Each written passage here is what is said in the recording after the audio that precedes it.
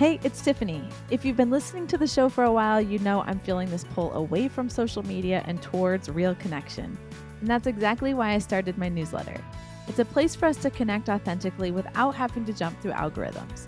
I usually share a little bit about what's going on in my life, my family, practical tips for 2-career homes, and just generally things that are inspiring me.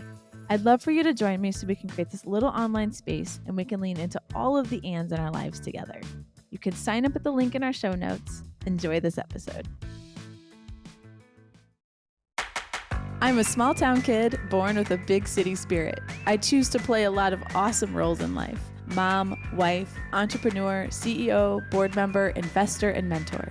17 years ago, I founded a marketing consultancy, and ever since, my husband JR and I have been building our careers and our family on the exact same timeline.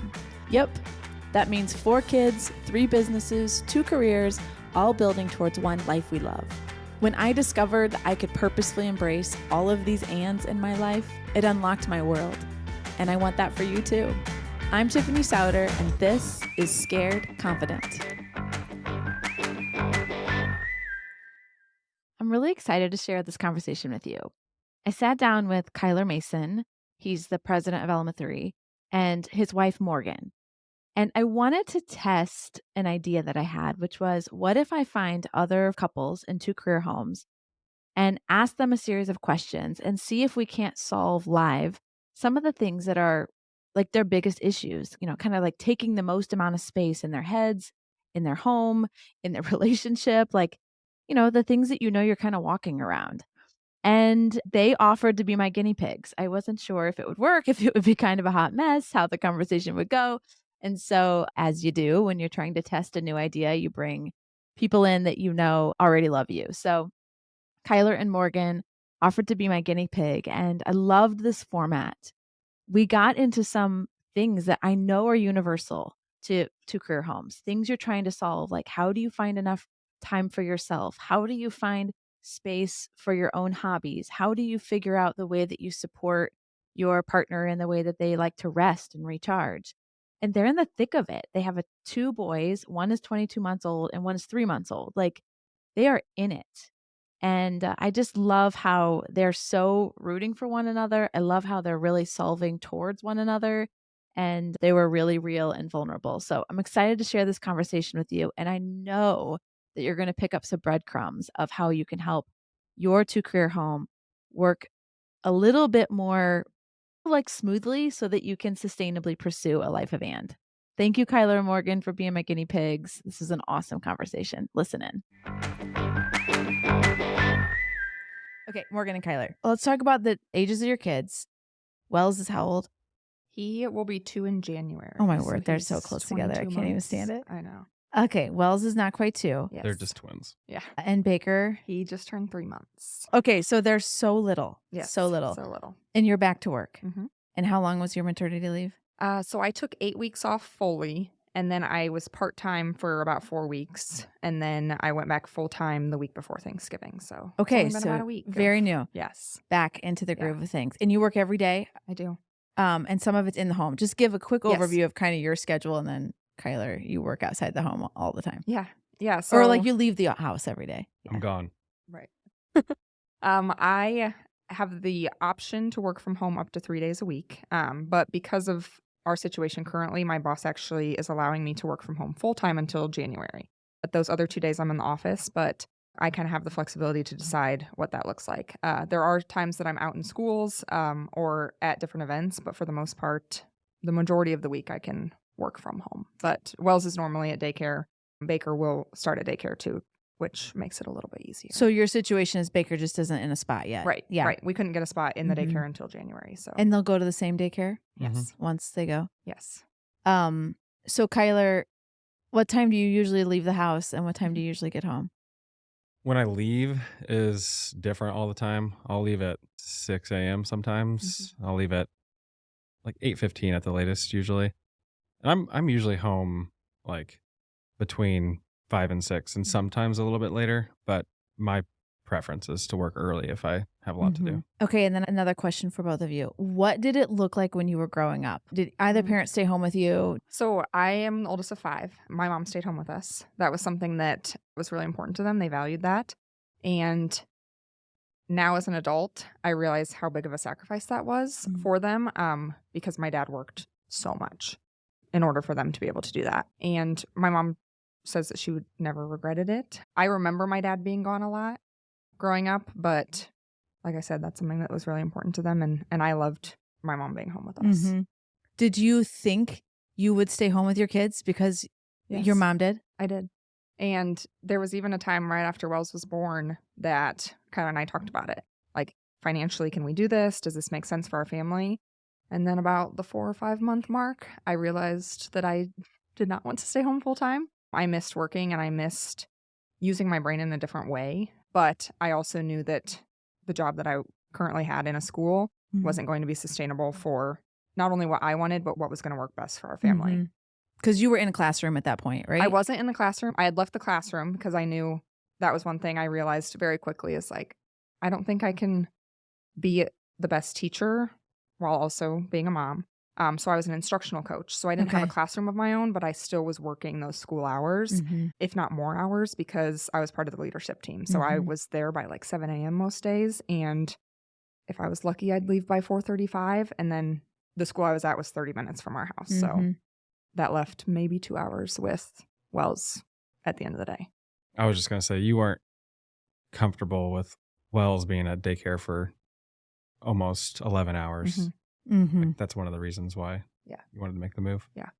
Of your job. Yeah. It was like a systematic change you guys made to say, this is like tipping into my values. And so I've got to make a change. I can complain about it or I can change it. Yeah. Absolutely. And so I just started looking. I was like, there's got to be something else out there that fits what I want as far as my career goes, but can better help us sustain what was important to me as far as our family was concerned. And Kyler, how about you when you were a kid? Did your mom work? My mom had probably 4 different situations where she was always working, but I probably wouldn't have known she was working when I was probably like 6 to, I don't know, 11, 12. She was just there all the time. So she had a job where she could work from home before her time. I guess. That was She sold advertising space for a magazine and could just do that from home. But there's like no way she got anything done. There is no way she got anything done. She had a great boss, a great company, and she worked there for a long time. So I think that earned her some flexibility. And then she went full time back to just a normal job. Probably when we were old enough to just like take care of ourselves. And then my dad, he was a small business owner, so he did what small business owners do. Yeah, he had flexibility. Yeah, but he had an office that he went to, and he worked a lot of hours, but he also had flexibility to come to baseball games and help out as needed, which was nice. Yeah. Well, I think the backdrop is helpful because I'm like you, Morgan. Like, I didn't picture being a working mom, and I didn't grow up in a template of it. Like, what does this look like? How do you make this happen? And I think there's something about, I've only been raised in a stay-at-home mom environment, but there's pieces of that you want to bring forward into your own family that make you feel like I'm doing the family thing. Like, this is what I thought it'd look like. This is what I loved and my memories. But your existence is like totally different. And so how do you make that stuff happen? So Jared and I go through this exercise where we talk about seasons where we're very reactive in our home and just like existence, and times when it's like, hey, like we're doing it. Look at us being proactive. Individually, you have to write your numbers down and then we'll share. But like, where would you guys say you are? And you still have a baby. It's like sleeping through the night or not yet? He actually is Oh my pretty word. consistently. Pants fit and your baby sleeps. Who are you? I've been telling everyone that I deserve it after our first. It's true. Wells was terrible. Wells was not a good baby. He's still not a big fan of sleeping. Nope. So scale of 1 to 10. 1 is we're very reactive. 10 is proactive. And reactive to me sounds like it's dinner time and we're looking at each other like, what are we going to eat? Like, we're digging in the laundry bin for like a black shirt that still hasn't been washed, or my car ran out of gas, or That's what I mean by like reactive and proactive. You know what that looks like. So where would you guys individually say your households are right now? And it's not no judgment zone. It's just Yeah. like, I'm just curious. It's You an want us to write interesting it down? exercise for us. Well, if you won't cheat off each other, that's the purpose of writing it down. I'll go first. I would say 10 is proactive. I'd say 7. Okay. I was going to say 6. Wow. So we're Yeah, you're in almost- range for almost on. sure. You're in range for sure. Where do you think the lowest you guys have been on that? Like, is that pretty standard for you to maintain that? My personality, I struggle if I get behind on things and if there's not routine and structure in place. So Mhm. I feel like I don't do well if it gets below a 5. Mm-hmm. And I could be chilling at 1. Yeah. Yes.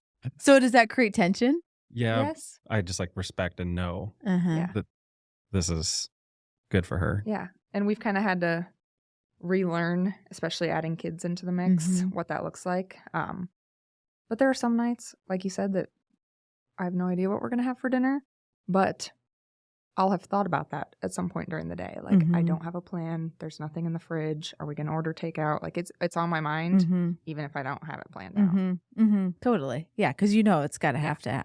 People have to eat. Yeah. Yeah, Mhm. they have to eat. Okay, let's go through these questions. We'll see what happens. Sure. Okay, so for people listening, there's 6 questions on this sheet of paper. I had Morgan and Kyler separately answer them, and we'll see what comes of it. I don't know. So the first question is, what's one thing you do right now in the home that you hate or dread when it's on your to-do list? Morgan, you're So- just going to go first. okay. Yeah. I would say laundry because it's never ending. Yeah. I don't know. It's just one of those things that stresses me out. And I hate the process of washing it and then drying it and then having to fold it and then putting it all away. Yep. We have this stupid washer and dryer that is 1. It's a washer and dryer in 1. Mhm. Were there like 8 of those built on the planet Yeah. as they test them? You have, it's one unit? Yes. It is the worst thing ever. It's awful. Is there only one hookup in your house? Like, Well, is there a way to There's one in the basement change it? that we could add like a regular But washer it's and so dryer, far away. but I that's feel so like far it's like away. the Jetsons. Yeah. Like, I Yeah. feel like it's like a Jetsons thing to own. Yeah. So last night I was about to throw another load in because I do that every once in a while because it's very helpful to her. And I was like, "Is the laundry done?" And it was on its 5th hour. Like, it takes forever to do a load. And the timer, you can see it on there. It's like got to finish washing, and then that turns to dryer mode. Oh my Yeah. word. So like a load takes 5 hours. Yeah. That's unsustainable. Yes. Okay. Yeah. So Yes. that, Laundry is your that thing. is That is your my thing. thing. Okay. What's yours, Kyler? I don't like it when it's on my to-do list because I like it organized, but getting all of our like bills and finances organized regularly. So if it sits there too long, I get anxious. which he fully does all of. I read this Wall Street Journal article that said every household needs a COO and a CFO. Mm-hmm. And like you can tell you're the COO and you're Yeah. the CFO. That's the same, I would say, division of labor in our house too. Like, but when you think about your role through that capacity of like, okay, I'm the chief operating officer of this place and I've got to make sure laundry's done, Mhm. food is on the table, the house is clean, the kids are Right. where they need to go. To me, I started thinking about it as there's a lot of different activities that are being managed. Mhm. And when I think about it being a leader and administrator of those instead of like a victim to, it was like a very empowering Mhm. Mm-hmm. thought process, I Yeah. thought. Yeah, especially after welcoming a second baby. I kind of had that victim mentality for a while when it came to the household chores and just keeping up on everything. And I was like, man, I got to figure out a different way to look at this because I'm getting annoyed every day for these things and they're not going to go away. Mm-hmm. And so I started listening to audiobooks while I did them. Mm-hmm. And that has completely changed. Just, yes, I still don't look forward to them, but Mhm. I'm not like, gosh, because I'm just listening to a book and just getting through them. Totally. And I think when you tell people I'm so busy with all the things I've chosen, Mhm. like I chose to be a mom, I chose to get married, I Right. chose to live in this house, I chose to have this company. Like I picked all that Mhm. stuff. Like, why did we grow up, say yes to all this stuff, and then Get mad about grumble Right. through it Right. all? Like, what? This is like Yeah. cannot be who we are. Yeah. One of my hypotheses about this conversation is like taking this issue of like getting all the bills organized. Why does that get annoying? And is there a process that you can put in place to say, this is the system I maintain it. Mm-hmm. so that it's done at the level of the quality that makes me feel comfortable. There's a frequency that makes me not feel behind. Mm-hmm. And there's a decision we've made together to make sure that he has the time to do that. How do you take this thing that I'm dreading or I'm hating and functionally think about what's a system or process or choices I can make around this so that it goes from the number one thing that's taking negative energy, which just like permeates him. There used to be.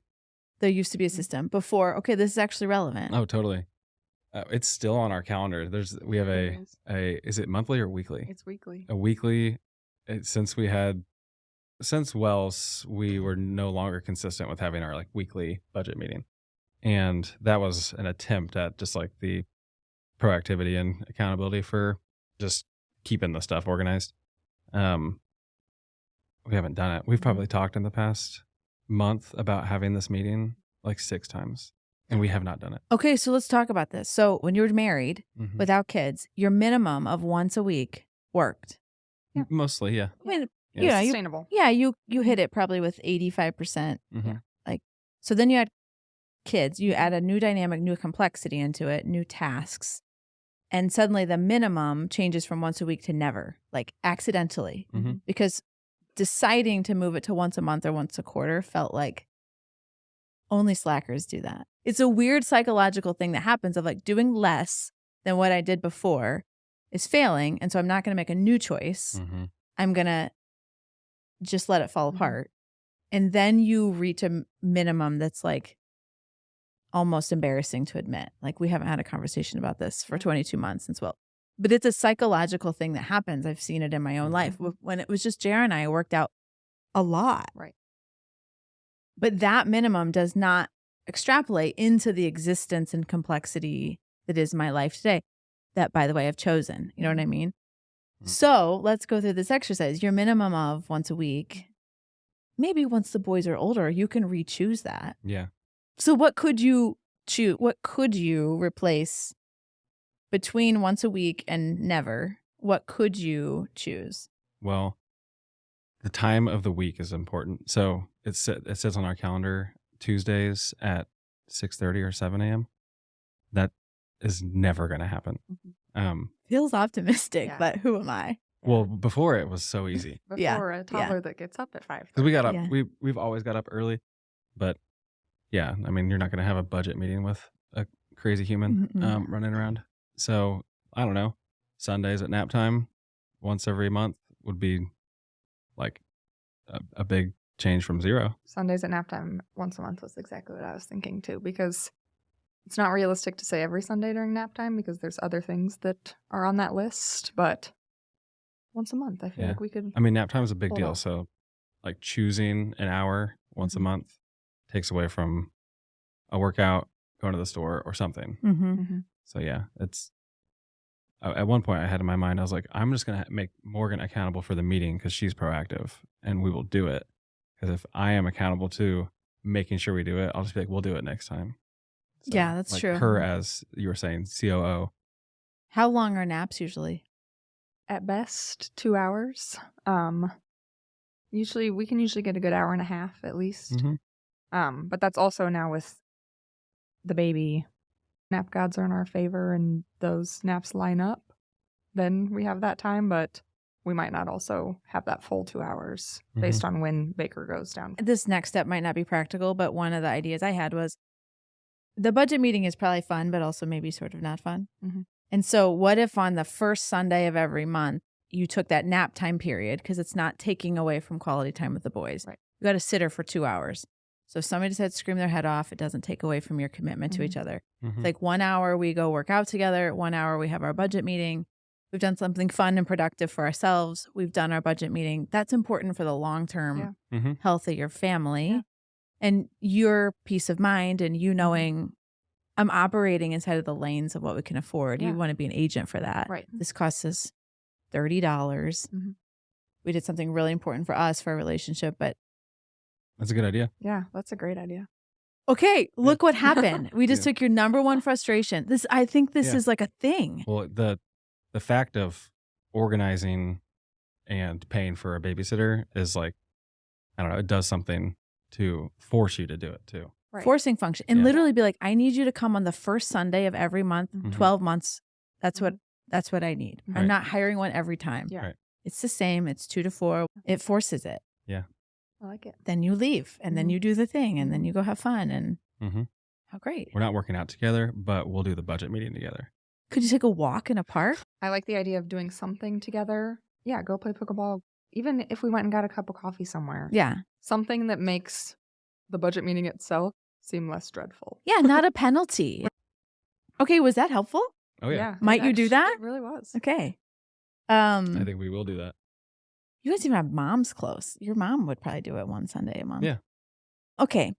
What is one thing you wish would happen more consistently in your home right now that doesn't?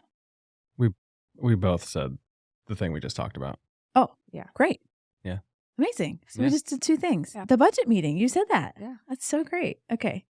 Okay, it pisses me off when my spouse. I said when he prioritizes things that I don't see as priorities. That's something I'm working on. So what's an example? So, for example, again, these are things that I don't see as priorities. That Yep. doesn't mean they're not priorities, but he will have a lot of yard work and things to do outside. And I will say, like, well, that stuff doesn't matter as much as what's going on inside and what we need to prioritize inside. He disagrees, which I'm like, okay, I see your point of view too. So I'm working at trying to be better about that. Mm-hmm. Yep. Okay, go ahead. What's yours? Totally different. This may be recency bias, but when Morgan says something that suggests like, will you please help in a tone, I like lose my shit a little bit. Not actually out loud. I'm just like, inside. what? The other day you were walking down the stairs and you had both the Yes. boys, which is a handful. But she said like, help me in a tone that was like I never get any help. And I'm like, come on. Mm-hmm. And we talked about it afterward. I was like, Yes. that really bugs me when you say it like that. And so then I had to explain that that was not my intent at all. My reaction or my tone in that moment was a feeling of just overwhelm because Wells is in this independent, I'm going to go down the stairs by myself stage.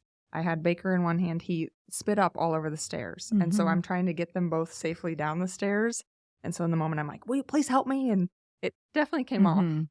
It's like, yeah. you're not doing anything down there. Literally never anything. I'm ever, like, I'm doing the dishes while she Yes. yells it. And I'm Yeah. like, Yeah. yeah. So we had to communicate that Yeah. because, and I feel like that was growth for us because even a year ago, a few months ago, we might have just been annoyed at each other for like 2 hours and then talked about it. But right in the moment, we were like, all right, let's Mhm. get this out because Mhm. that wasn't what it was supposed to be at all. Mhm. mhm. Well, I think you probably said the thing right now, even Morgan, when you're like, I just felt overwhelmed. Mhm. And like, I'm at max capacity. I don't know what you're doing, but you have 2 arms and Yeah. I just want to get myself out of this feeling, or at least have you join me in the suck. Right. Like, Right. yeah. I was Like someone's trimming, going to fall. I was trimming the hedges outside with my shears. You weren't. You were. No, yeah. I'm just making fun of the thing she. Yeah, that she hates. Yeah. Okay, let's go to that actually, because I think I might have some life experience that can be Mhm. helpful with this. So you said he prioritizes the things I don't see as priorities, specifically stuff outside. Mhm. So let's talk. So Kyler, why do you like want to do the yard things? Mhm. What compels you to like go outside and do the outside things? My hairdresser said to me once that people who work with their hands rest with their minds, and people who work with their minds rest with their hands, which I think is, to me, was a massive unlock. I'm a mind thinker, and so I love to chop my vegetables, and like it's super tactile, and that's very restful for me. Yeah. So one could be you are a mind worker, and so the way that you rest with your hands is like cutting the bushes. It's just like cathartic. I do like doing it sometimes. I'd say like probably toward the beginning of when like you have to do yard work in the year. Like right in the spring, I'm like, this is cool. But I don't know, August through the end of the year, I'm like, this is annoying. And I just like have to do it, just like we have to do laundry. I think about it like that. I don't think Morgan thinks about it like that. I'm like, it is not acceptable for the grass to be knee high or something like that, or for there to be like weeds everywhere. So I go do it during nap time or something like that. And sometimes I do like it. I'll like listen to a podcast or something like that. The thing your hairdresser said, what was it? People who work with their mind rest with their hands. And Yeah. people who work with their hands rest with their minds. Yeah, I very much like to cook. I do like to do like projects and work outside. Like that's very relaxing to me. So Mhm. when I feel like I can't afford the time, I think I enjoy it more. When the kids are running around like crazy and she's gotta like take care of them by herself, I usually just like try to get whatever I'm doing done as fast as possible and just come right back. So Mhm. it does not serve as the same release Mhm. when like that is going on. Yeah. So I think this is what I've learned with JR. So similar in the sense of JR and Kyler are both knowledge workers. You are too. And they're in very senior leadership roles, which means all day long, there's just people who need things from them. And it's like this outpouring. And JR, on top of it, travels a lot. And so I would get kind of pissed that like all day long you get to do what you want to. And then when you come home, I would like your help. And I started to realize this also has to be a place where he can rest. And my version of rest is doing tasks like picking and putting and decorating the hearth and making some lasagna and like doing stuff that look like serving the family. But if I'm honest, they're like my hobbies. You know what I mean? But I like can wear them as like, well, I've been cooking. It's like, and I love it if I'm honest, you know? And his hobbies and his rejuvenation don't actually even look like yard work, which actually looks pretty productive. It's like golfing on Fridays with his friends. And I used to get annoyed at that. And I realized like that is part of his rest and recharge. It's part of him being his best at the thing that is most serving our family. It's most serving who we're trying to become. It's most serving the choices we've made as a family. Now I have a choice to make. I can be like, my husband totally golfs on Friday morning. It's the first tee time. He's done by 10:30. It gives him a chance to connect with people that are like fun and he can like have an inside joke with and like not just be business JR or dad JR. Those are like the two roles his life affords, but he needs more complexity. Like we all need more complexity than that in our lives. And so I started to realize it's not about the golf. It's that he needs a place to like something is filling him up. That doesn't mean that we suck and he hates being home and like, but there's not like a bunch of boys and like go play football with or something, you know, like There's none. he's got to go be with boys and that's okay. We don't even like know how to talk about football with him. You know what I mean? But I had to like realize that's a reality of our life. That's a reality of who he is. And the way he rests and recharges looks different than mine. And so how do I support creating the capacity he needs to be able to rest and recharge? If he's going to golf for a couple hours on Friday morning, sometimes that means on Saturday he has to like read some contracts or do some things that are like his work time, you know, not related to everybody else in a meeting. And so I know that it sometimes spills over in the spring, summer, and fall, and he's got a couple hours of stuff he needs to do on Saturday because he went and golfed with his buddies instead of being with his family, which can become the like, you know, like narrative in your brain. It's like, I know what he needs. And so one of the conversations potentially for you guys to have is if 2 hours of yard work a week on these months is like what you want, how do you create that capacity for him so that it is restful? How do you figure out together, can we outsource 70% of it so that the pieces of it that you're doing are less time? Or for you guys to work towards, and this is like where the budget meeting starts to come in, is like, what would it cost for us to outsource this? When will we be there financially? And is that a priority for us, like of what we're working towards? And if so, then that means you get 2 more hours a week of Kyler and of dad and of help, but like beginning to see it as his ecosystem of how do you support him being healthy and like what his recharge looks like. How do you actually go to the place where you start protecting that time for him because you know it's important? And if there's parts of it that you need to outsource because it's taking more time than you want to do too, how do you start to put that into some of your financial goals? I don't think Morgan actually thinks that that's not a priority. Like if I like start to clean the garage or something before we have like people over. She's like, why is that what you're choosing to do? And I like totally get that. I'm like, well, people might see the garage. Just go grab a water bottle. That's It doesn't hilarious. need to be Right. spick and span. Yeah. So like that's some of that kind of stuff. I feel like she's like, I would rather you not be mowing or something outside. Like if things are crazy in the house, just at this stage, Mhm. I actually feel like it's the inverse for us, where she needs that time Mhm. and needs to prioritize it like as a scheduled thing. We do fun things all the time, but like her alone, Mhm. like she needs more of that. Yeah, that's exactly what I was thinking of too as you were talking. Is that's something that Kyler has really helped me with, is some of that disgruntled feeling or like annoyance with him was because I was Mhm. almost feeling like, well, I don't get that time to prioritize what I think is important outside of caring for the kids in the home. And so we talked about that fairly recently, I feel like, where he was like, I've never said no to you doing something that's a priority for just you. Like, I want you to do those things. And he's never made me feel that way. Mhm. Like, I can't do what I want to do, or I can't have hobbies or get together with friends. But it's a me thing. Like, I'm not prioritizing myself. And so, gosh, I feel like this is like therapy. I think that's very normal though, Morgan. I think women Mhm. struggle with knowing, what would I do? Mhm. What would I choose? And so it becomes this unilateral like grievance. Mhm. You never let me do what I want to. But I think the truth often is that women don't know, what do you want to do? Yeah. The question I often say when people feel like I'm so out of balance, I say, well, how would you define balance? Mhm. Because we often haven't gone through the exercise of defining, this is what imbalance looks like for me. So now at least you know what you're working towards. Yeah. Versus this like, unilateral grievance of like, it's just so out of balance. Well, what does balance look like? And how can you start working towards that? Or how do you know what you're looking for? So do you know what your thing is? Or things like, what does having time for yourself mean to you in this stage? Yeah. Time with friends for sure. And just like the dinners a couple times a month, exercise, which I mean, currently I'm just going down in the basement using our Peloton, but that's still Totally. like I need that sacred time.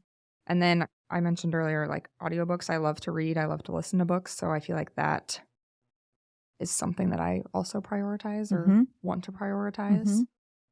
We talked about getting you like out though. Yeah. Like go get your nails done and go to Target, like Yeah. whatever, which I think you're doing better about. I think you feel less self-imposed guilt about that now. After we talked, and I was like, I almost am going to make you do this. Yeah.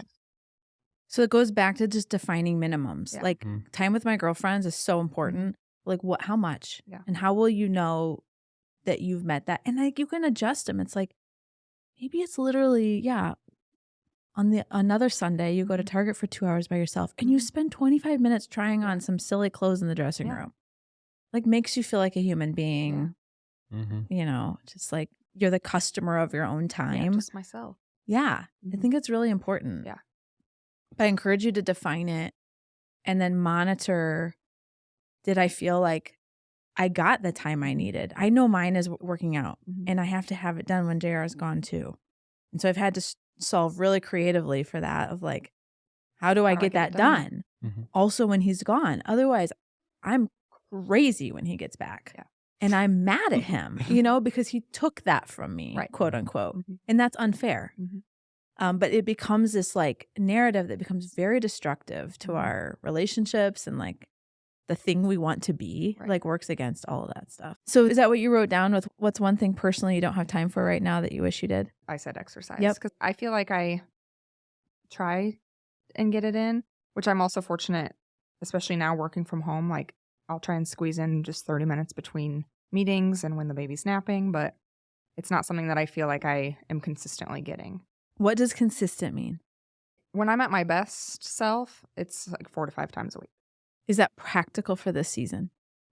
Probably not. I've been trying to prioritize at least 3 times a week in this season. But mentally, I'm just a better person even if I get 15 minutes of exercise. Do you track any of that? I do. Okay. Because what I've learned is, again, I can hold my 43-year-old self with 4 kids, 2 of which are very involved in sports in 4 different schools, with a traveling husband, with the CEO of a business. I can hold that person as accountable for disciplines that my 25-year-old self had. You know, and it's like, Right. it's not a practical expectation of my life unless I want to not do some other things. But I've chosen to do those things instead. So I think even if you're like, hey, between now and when Baker's in a daycare, my minimum is going to be 2 times on the Peloton and 2 15-minute walks. You got 4 more weeks. And then once he's in daycare, you have more consistency. And I'm going to move my minimum to 3 times on the Peloton and 2 15-minute walks. But it respects the season you're in. Instead of this, like, I know you're a high achiever, it becomes this like mental map of like, I'm just failing. Like, oh my word, I didn't get to that again. Like, oh my word, 2 days in a row. Like, oh my word, like 5 is like unachievable. And I didn't even work out this week. It's like, yes, you did 3 times, you know? Yeah.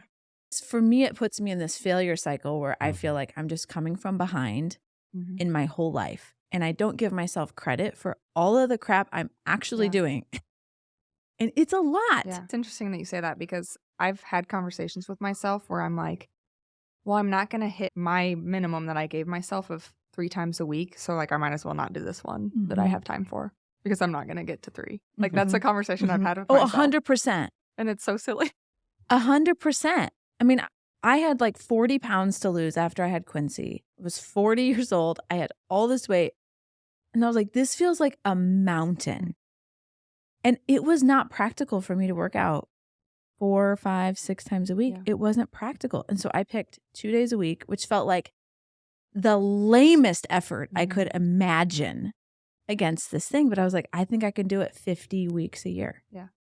So the minimum is not what you'll do, but it's what you'll do always. I like that. And that minimum to fall back on keeps you from hitting a floor that's below sustainable. Yeah. And you do the same thing on the financial perspective of like, there's a minimum of this is what our like short-term savings is. Like there's minimums that you set for these things. And in an operational environment, it can be harder to like discern. But what is the minimum? The minimum expectation, and then you guys can support each other in that. And when you've published it, when you've first articulated it to yourself and you've committed to it and you've published it, then you start to have the language of like, hey, have you hit your minimums this week? Have you been out on the Peloton? Because if not, I can hang out with Baker for another half hour so that you can go do that. I don't have a meeting that starts till 9. Like you start to become agents for one another's choices, and it feels so great to like work in that kind of a construct. Yeah. Such good advice. And something that he's good at when I name it. He did it yesterday. I was just feeling blah, having one of those days. And he said, why don't you go take a nap for an hour? I'm going to wake you up and then you're going to go work out like 30 minutes. And zero part of me wanted to do it. But he was like, no, go do it. And I felt like a different human afterwards. That was all for me. Like, you don't know what you need, but I know what you need. I have to hang out with you the rest of the day, so you need to go work out. But that's so great. Like that's the best version of, I think, a partnership is when you're like, I don't even know what I need. I just want to eat M&Ms and die. Yeah. So it's like, let's not do that. Let's go do something productive. Okay. So the question I put down is, what advice will you give your kids when they're at this stage in their life? I said in this season that we're in, utilizing your village. With Wells, for whatever reason, mom guilt felt like I had to do everything on my own. And like even when we did have a babysitter, I would feel guilty about it. And now welcoming a second kid, that's not an option. Like it's an all hands on deck situation. And so I feel like we really have utilized the grandparents, our sitter, the people in our lives. I mean, we had friends over on Saturday. Everyone brought their kids and it was just like, it was so much fun just to have our friends love on our kids and help take care of our kids. And they all loved it. Even our friends don't have kids. So yeah, that would be my advice is just use that village. That's a good one. This is probably oversaid, but just like getting really clear on roles, expectations, things like that. I feel like we're doing a good job of that right now. One of the questions that you asked but we didn't answer was 2 or 3 words to describe your relationship right now. One of the words I wrote was just groove. Like I feel like we're doing pretty good because things changed. Like they changed with Baker.